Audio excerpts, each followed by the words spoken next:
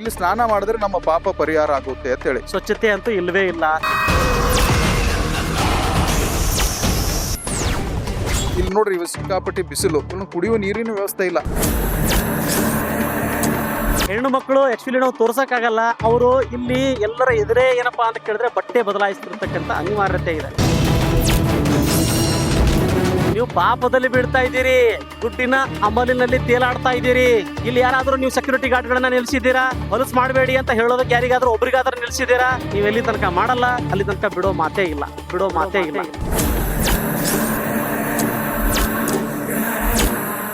ದತ್ತನ ಕ್ಷೇತ್ರಕ್ಕೆ 8 ದಿನಗಳ ಹಿಂದೆ ನೂತನ ಕಲಬುರಗಿ ಜಿಲ್ಲಾಧಿಕಾರಿಯವರು ಭೇಟಿ ನೀಡ್ತಾರೆ.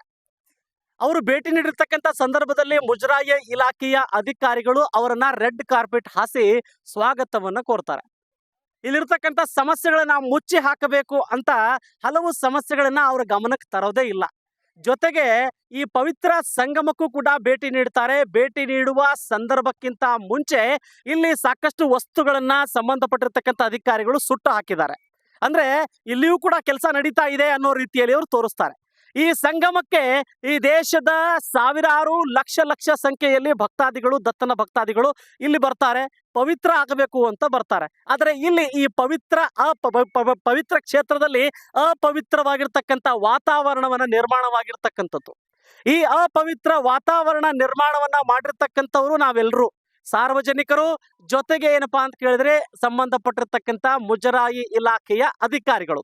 ನೀವು ಕಣ್ ತುಂಬ್ಕೋಬಹುದು ಎಷ್ಟೊಂದು ರೀತಿಯಲ್ಲಿ ಯಾವ ರೀತಿಯಾಗಿ ಸುಟ್ಟು ಹಾಕಿದ್ದಾರೆ. ಇದು ಹೇಗೆ ಕಾಣಿಸುತ್ತೆಪ್ಪ ಅಂತ ಕೇಳಿದ್ರೆ ಸ್ಮಶಾನದಲ್ಲಿ ಹೆಣಗಳನ್ನ ಸುಟ್ಟು ಬಿಸಾಕಿ ಅಲ್ಲೇ ಬೀಟಾಕ್ ಹೋಗಿದ್ದಾರೆ ಅನ್ನೋ ರೀತಿಯಲ್ಲಿ ಇದು ಕಾಣಿಸ್ತಾ ಇದೆ. ಇದು ನಮ್ಮ ಸಂಗಮ. ಇಂತಹ ವಾತಾವರಣದಲ್ಲಿ ಸಾವಿರಾರು ಸಂಖ್ಯೆಯಲ್ಲಿ ಜನ ಬಂದು ಪವಿತ್ರ ಆಗ್ಲಿಕ್ಕೆ ಬರ್ತಾರೆ. ಆದ್ರೆ ಅವ್ರು ಪವಿತ್ರ ಆಗ್ತಾರೆ ಅಂತ ಅನ್ಕೊಂತೀರಾ? ಇಲ್ಲಿರ್ತಕ್ಕಂಥ ವಾತಾವರಣವನ್ನೇ ನಿಮ್ಗೆ ಪವಿತ್ರ ಮಾಡಕ್ ಆಗ್ತಿಲ್ಲ. ಮುಜರಾಯಿ ಇಲಾಖೆ ಅಧಿಕಾರಿಗಳು ಗಾಢ ನಿದ್ರೆಯಲ್ಲಿದ್ದೀರಾ. ನೀವು ಜಿಲ್ಲಾಧಿಕಾರಿಗಳು ಬರ್ತಾರೆ ಅಂತಂದ್ರೆ ಸಣ್ಣ ಪುಟ್ಟ ವಿಷಯಗಳನ್ನ ಅವ್ರಿಗೆ ರೆಡ್ ಕಾರ್ಪೆಟ್ ಹಾಸಿ ನೀವು ಸ್ವಾಗತವನ್ನ ಕೋರಿದ್ದೀರಿ. ಸಮಸ್ಯೆಗಳನ್ನ ಬಗೆಹರಿಸೋದಕ್ಕೆ ನಿಮ್ಗೆ ಮನಸ್ಸೇ ಬಂದಿಲ್ಲ. ಆ ಮನಸ್ಸೇ ನೀವು ಮಾಡಿಲ್ಲ ಅನ್ನೋದು ಬೇಜಾರಿನ ಸಂಗತಿ. ಇಷ್ಟೊಂದು ದೊಡ್ಡ ಪ್ರಮಾಣದಲ್ಲಿ ಸಮಸ್ಯೆ ಇದೆ, ಇಷ್ಟೊಂದು ಪ್ರಮಾಣದಲ್ಲಿ ಸುಟ್ಟು ಬಿಸಾಕಿದ್ದಾರೆ. ಇದನ್ನ ತೆಗಿಬೇಕು ಅನ್ನೋ ಪರಿಜ್ಞಾನವೂ ಕೂಡ ಅವ್ರಿಗಿಲ್ಲ. ಇಲ್ಲಿ ನಿಮಗೆ ತೋರಿಸ್ತೀನಿ ನಾನು ದತ್ತನ ಪವಿತ್ರ ಕ್ಷೇತ್ರದಲ್ಲಿ ದತ್ತನ ಮೂರ್ತಿ ಯಾವ ರೀತಿ ಬಿಸಾಕಿದ್ದಾರೆ ಅಂತ ತೋರಿಸ್ತೀನಿ ನಾನು ನಿಮಗೆ. ಇಲ್ಲಿ ನೋಡಿ, ಈ ರೀತಿಯಾಗಿ ಫೋಟೋಗಳನ್ನ ಈ ರೀತಿ ಬಿಸಾಕ್ತಾರೆ. ಜೊತೆಗೆ ಇಲ್ಲಿ ನೋಡ್ರಿ ನೀವು ಮೂರ್ತಿ ಈ ರೀತಿ ಬಿಸಾಕಿದ್ದಾರೆ. ನಿಮಗೇನಾದ್ರೂ ನಾಚಿಕೆ ಮಾನ ಮರ್ಯಾದೆ ಇದ್ರೆ ಈ ರೀತಿಯಾಗಿ ದೇವರನ್ನೇ ನಡ್ಸ್ಕೊತೀರಿ ನೀವು. ದೇವ್ರು ನಿಮಗೆ ಹೇಗೆ ಒಲಿಬೇಕ್ರಿ? ಈ ರೀತಿಯಾಗಿ ಮೂರ್ತಿಗಳನ್ನ ಬಿಸಾಕೋದು, ರಸ್ತೆ ಹಾದಿಯಲ್ಲಿಯೇ ಈ ರೀತಿಯಾಗಿ ವಾತಾವರಣ ನಿರ್ಮಾಣಿದ್ರೆ ನೀವು ಯಾವ ರೀತಿ ಪವಿತ್ರವಾಗ್ತೀರಿ? ನಿಮ್ಮ ಸ್ವಾರ್ಥಕ್ಕಾಗಿ, ನಿಮ್ಮನ್ನ ಪವಿತ್ರಗೊಳಿಸೋದಕ್ಕಾಗಿ ಈ ಒಂದು ವಾತಾವರಣವನ್ನ ಅಪವಿತ್ರಗೊಳಿಸಿರ್ತಕ್ಕಂಥದ್ದು ಎಲ್ಲರಿಗೂ ಕೂಡ ನಾಚಿಕೆಗೇಡಿನ ಸಂಗತಿ. ಇದು ಸಂಗಮ ಅಂತ ಹೇಳ್ತಾರೆ. ಇಷ್ಟು ದೊಡ್ಡ ಪವಿತ್ರವಾಗಿರ್ತಕ್ಕಂಥ ಸಂಗಮ ಈ ರೀತಿ ಪರಿಸ್ಥಿತಿ ಆಗಿದೆ. ಯಾರು ಕೂಡ ಇಲ್ಲಿ ಬಂದು ಈ ವಾತಾವರಣವನ್ನ ಸರಿಪಡಿಸುವ ಧೈರ್ಯ ಮಾಡ್ತಾ ಇಲ್ಲ, ಜೊತೆಗೆ ಮನಸ್ಸು ಮಾಡ್ತಾ ಇಲ್ಲ ಅಂತ ಹೇಳ್ಬೇಕಾಗುತ್ತೆ. ನನ್ನ ಜೊತೆಗೆ ಪತ್ರಕರ್ತರಿದ್ದಾರೆ, ರಾಜಶೇಖರ್ ಅವರು. ಏನ್ ಹೇಳ್ತಾರೆ ಈ ಒಂದು ವಾತಾವರಣದ ಕುರಿತು?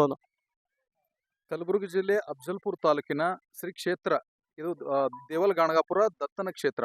ಇದು ದಕ್ಷಿಣ ಕಾಶಿ ಅಂತೇಳಿ ಹೆಸರಾಗಿರ್ತಕ್ಕಂಥ ಈ ಕ್ಷೇತ್ರ. ಇಲ್ಲಿ ಸಾಕಷ್ಟು ನಮ್ಮ ಕಲ್ಯಾಣ ಕರ್ನಾಟಕ ಸುದ್ದಿವಾಹಿನಿಯಿಂದ ಕಲ್ಯಾಣ ಜ್ಯೋತಿ ಪತ್ರಿಕೆಯಿಂದ ಸಾಕಷ್ಟು ಬಾರಿ ಈ ಸಂಗಮದ ಸ್ವಚ್ಛತೆ ಕುರಿತು, ದೇವಲ್ ಗಾಣಗಾಪುರದ ರಸ್ತೆ ಕುರಿತು, ದೇವಲ್ ಗಾಣಗಾಪುರದಲ್ಲಿ ಇರ್ತಕ್ಕಂಥ ಟ್ರಾಫಿಕ್ ಸಮಸ್ಯೆ ಕುರಿತು ಹಲವಾರು ಬಾರಿ ನಾವು ಸುದ್ದಿ ಮಾಡಿದ್ದೀವಿ. ದೇವಸ್ಥಾನದಲ್ಲಿ ದಲ್ಲಾಳಿಯ ಒಂದು ವ್ಯವಸ್ಥೆ, ಅಲ್ಲಿ ಇರ್ತಕ್ಕಂಥ ಭಕ್ತರಿಗೆ ಯಾವ ರೀತಿ ಟಾರ್ಚರ್ ಕೊಡ್ತಾರೆ, ಅವರು ದುಡ್ಡಿನಗೋಸ್ಕರ ದುಡ್ಡು ತಂದು ಒಳಗಡೆ ದರ್ಶನ ವ್ಯವಸ್ಥೆ ಮಾಡ್ತಾರೆ.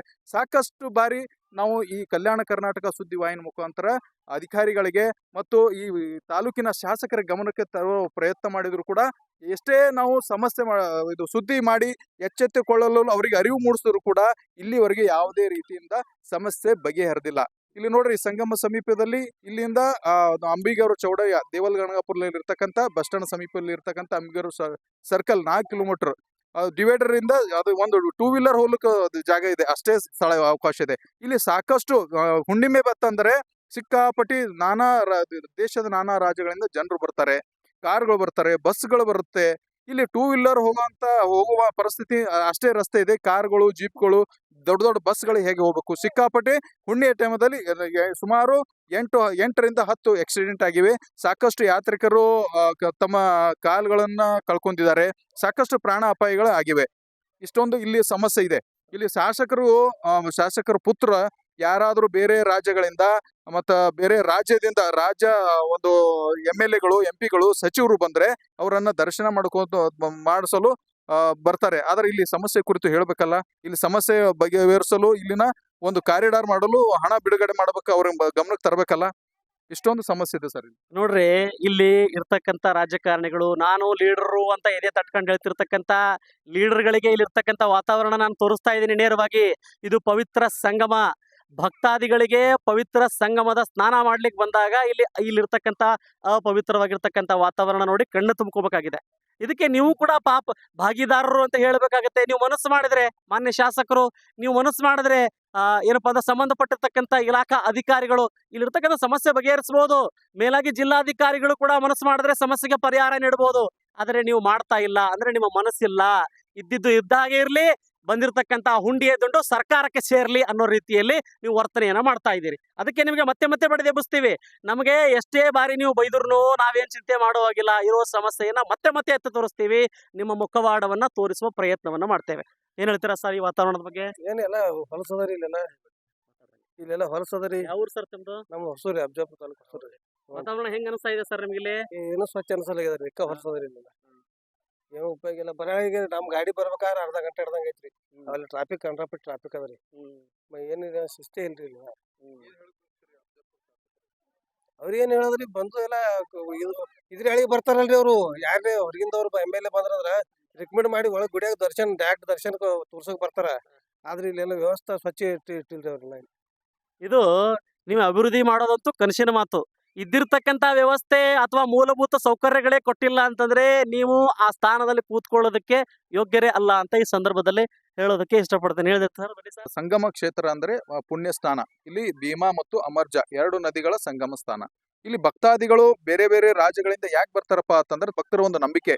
ಇಲ್ಲಿ ಸ್ನಾನ ಮಾಡಿದ್ರೆ ನಮ್ಮ ಪಾಪ ಪರಿಹಾರ ಆಗುತ್ತೆ ಅಂತೇಳಿ. ಇಲ್ಲಿ ಸಾಕಷ್ಟು ಜೆಂಟ್ಸ್ ಮತ್ತು ಲೇಡೀಸ್ ಎಲ್ಲರೂ ಜಳಕ ಮಾಡ್ತಾರೆ. ಆದ್ರೆ ಹೆಣ್ಮಕ್ಳಿಗೆ ಬಟ್ಟೆ ಬದಲಾಯಿಸಲು ಒಂದು ಕೋಣೆಗಳು ಇಲ್ಲ. ಮತ್ತೆ ಶೌಚಾಲಯದಲ್ಲಿ ಇಲ್ಲಿ ಸಾವಿರಾರು ಸಂಖ್ಯೆಯಲ್ಲಿ ಇರ್ತಕ್ಕಂತ ಈ ಸ್ಥಳಕ್ಕೆ ಭೇಟಿ ನೀಡ್ತಾರೆ. ಆದ್ರೆ ಕೇವಲ ಇರೋದು ಒಂದು ಶೌಚಾಲಯ. ಅಲ್ಲಿ ನೀರು ಕೂಡ ವ್ಯವಸ್ಥೆ ಇಲ್ಲ. ಮತ್ತ ಇಲ್ಲಿ ಟ್ರಾಫಿಕ್ ಸಮಸ್ಯೆ ಅಂದ್ರೆ ಪಾರ್ಕ್ ಮಾಡಲು ಅಲ್ಲಿ ಪಾರ್ಕಿಂಗ್ ವ್ಯವಸ್ಥೆ ಕೂಡ ಇಲ್ಲ. ಆ ಪಾರ್ಕ್ ಮಾಡತಕ್ಕಂತ ಸ್ಥಳದಲ್ಲಿ ಸಾಕಷ್ಟು ಅಲ್ಲಿ ಬಂದಂತ ಯಾತ್ರಿಕರು ಶೌಚಾಲಯ ಅಲ್ಲಿ ಫುಲ್ ಆಗಿ ಇರೋದು ಒಂದೇ. ಅಲ್ಲಿ ಸಾವಿರಾರು ಸಂಖ್ಯೆಯಲ್ಲಿ ಭಕ್ತರು ಬರ್ತಾರೆ. ಆದ್ರೆ ಅವರು ಏನೋ ತಮ್ಮ ಬಾಹಿರ ದೇಶಕ್ಕೆ ಹೋಗಲು ಹೊರಗಡೆನೆ ಹೋಗಿ ಹೊಲಸು ಮಾಡತಕ್ಕಂತ ವ್ಯವಸ್ಥೆ ಇದೆ. ಆಮೇಲೆ ಇಲ್ಲಿ ನೋಡ್ರಿ, ಸಿಕ್ಕಾಪಟ್ಟಿ ಬಿಸಿಲು, ಕುಡಿಯುವ ನೀರಿನ ವ್ಯವಸ್ಥೆ ಇಲ್ಲ.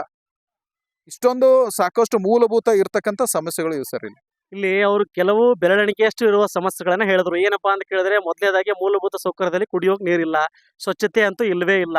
ಹೆಣ್ಣು ಮಕ್ಕಳು ಆಕ್ಚುಲಿ ನಾವು ತೋರ್ಸಕ್ಕಾಗಲ್ಲ. ಅವರು ಇಲ್ಲಿ ಎಲ್ಲರ ಎದುರೇ ಏನಪ್ಪಾ ಅಂತ ಕೇಳಿದ್ರೆ ಬಟ್ಟೆ ಬದಲಾಯಿಸ್ತಿರ್ತಕ್ಕಂಥ ಅನಿವಾರ್ಯತೆ ಇದೆ.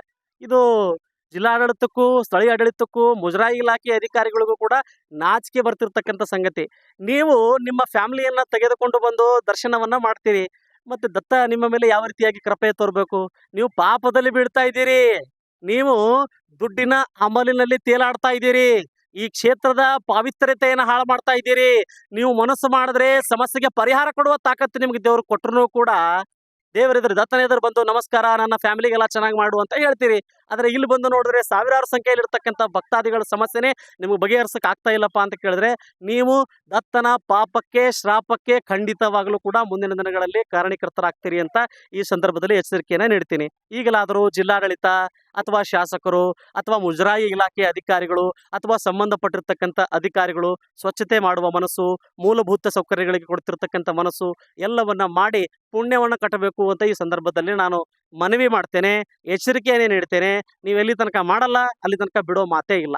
ಇಲ್ಲಿ ಬಂದು ಮಾತಾಡ್ತಿದ್ದೀನಿ, ನೇರವಾಗಿ ನಿಮ್ಮ ಕಚೇರಿ ಅಥವಾ ನಿಮ್ಮ ಚೇಂಬರ್ ಅಲ್ಲಿ ಬಂದು ಕೂತ್ ಕೇಳ್ತೀನಿ. ಅದಕ್ಕೆ ಉತ್ತರ ನೀವೇ ಸಾರ್ವಜನಿಕರಿಗೆ ನೀಡಬೇಕಾಗತ್ತೆ. ಎಷ್ಟೋ ಇಲ್ಲಿ ಬಂದು ಬೇರೆ ಬೇರೆ ಸಂಘ ಸಂಸ್ಥೆಗಳು ಸ್ವಚ್ಛತೆಯಲ್ಲಿ ಪಾಲ್ಗೊಳ್ತವೆ. ಆದರೆ ಸರ್ಕಾರ ದೊಡ್ಡ ಪ್ರಮಾಣದಲ್ಲಿ ಸ್ವಚ್ಛತೆ ಮಾಡಿದ್ರೆ ಸ್ವಚ್ಛತೆ ಆಗುತ್ತೆ. ಸಂಘ ಸಂಸ್ಥೆಗಳು 1 ದಿನ 2 ದಿನ ಮಾಡ್ತಾರೆ. ಉಳಿದಿರ್ತಕ್ಕಂಥವ್ರು ಮಾಡೋರು ಯಾರು? ಇಲ್ಲಿ ಯಾರಾದ್ರೂ ನೀವು ಸೆಕ್ಯೂರಿಟಿ ಗಾರ್ಡ್ಗಳನ್ನ ನಿಲ್ಲಿಸಿದ್ದೀರಾ? ಇಲ್ಲ. ಅಥವಾ ಸ್ವಚ್ಛತೆಯಲ್ಲಿ ಯಾರು ಹೊಲಸು ಮಾಡಬೇಡಿ ಅಂತ ಹೇಳೋದಕ್ಕೆ ಯಾರಿಗಾದ್ರೂ ಒಬ್ರಿಗಾದ್ರೂ ನಿಲ್ಸಿದ್ದೀರಾ? ಇಲ್ಲ. ಎದಕ್ಕೆ ನಿಲ್ಲಿಸಿದ್ದೀರಪ್ಪ ಅಂದ್ರೆ ಹುಂಡಿಯಲ್ಲಿ ದುಡ್ಡನ್ನ ಬಂದಾಗ ರಾತ್ರಿ ಸಮಯದಲ್ಲಿ ಬಂದು ಎಣಿಸಿ ನೀವು ಮನೆಗೆ ತಗೊಂಡು ಹೋಗ್ತಿರೋ ಅಥವಾ ಸರ್ಕಾರ ಕೊಡ್ತಿರೋ ಅದು ನಿಮಗೆ ಗೊತ್ತಿದೆ. ಆದ್ರೆ ಇಲ್ಲಿರ್ತಕ್ಕಂಥ ಸಮಸ್ಯೆಗೆ ಪರಿಹಾರ ನೀಡಲೇಬೇಕು.